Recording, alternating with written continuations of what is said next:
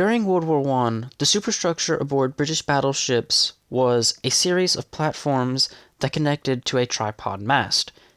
As the war progressed, the amount of platforms would increase, along with the expected functionality of the superstructure, but by the interwar period, this superstructure was regarded as inadequate and in many respects inefficient, and so, like all major navies during this time frame, the British reworked the superstructure and created an all-new design.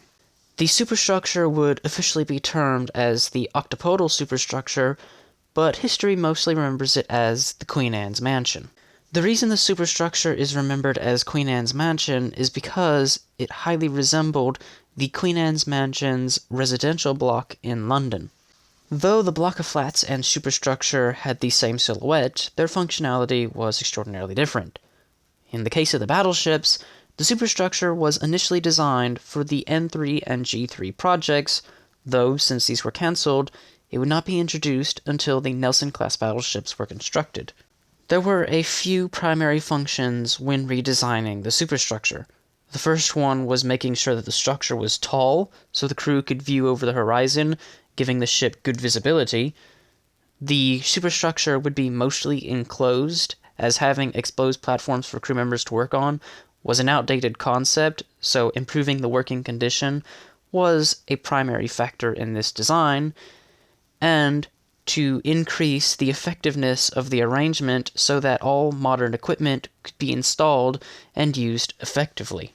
As always with this type of video, the superstructure from battleship to battleship was not a hard copy, so for today we're going to look at the superstructure aboard HMS Duke of York. The superstructure aboard Duke of York was comprised of 7 primary platforms, and for today we are going to work from the lowest platform up. The bottom of the superstructure was the upper deck. In here was located a few ventilator shafts and the ship's primary galley, or kitchen. Moving up to the next platform, we reach what was referred to as the shelter deck. On this level, we would run into the crew's recreational space, along with a few vegetable lockers and the trunks for the galley fans. The next platform was referred to as the number 1 platform, and in this level, we mainly see office spaces and reading rooms for commanding officers. There are also 2 exposed platforms, one on starboard and one on port. These platforms held the navigation lights and a few life rafts. Up next, we have the number 2 platform. This platform primarily held cabins for the ship's commanders, so we have a cabin for the admiral, the captain, and the navigation officer. There are also 2 platforms that are enclosed for lookout positions. Because these lookouts were within an enclosed space and they were lower on the superstructure, they were only surface lookouts, not air lookouts. The next level up was the signal deck and office flat. This level also contained the ship's conning tower, which, contrary to original conning towers aboard British battleships, this one was not meant to take heavy caliber fire, but it was mainly designed for splinter damage, so its armor thickness only got up to 100 millimeters, or roughly 4 inches. After this, we would run into a small office space, which then ran into the signalman's shelter and the signal house. The rest of this platform was exposed. There would be a total of 8 searchlights, 4 on each side of the superstructure, along with a rocket gun on each side of the platform. At the very back of the platform, this is the only point where the tripod mast connected directly into the superstructure, with the forward leg running through the platform. The next level up was the Admiral's Bridge, which unsurprisingly contained the enclosed Admiral's Bridge, and just aft of it, a series of plotting and charting rooms. There were also 4 pom-pom anti-aircraft gun fire control directors, 2 on each side of the superstructure.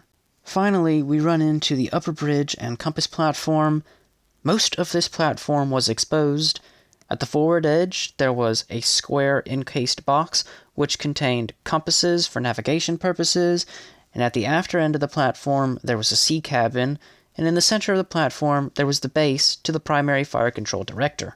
The exposed areas of the platform were occupied by binoculars for air and surface lookout stations, small-scale rangefinders, and small signal lights. Those are all the primary platforms that comprise the superstructure aboard Duke of York, but there are a few more pieces worth noting at the very top.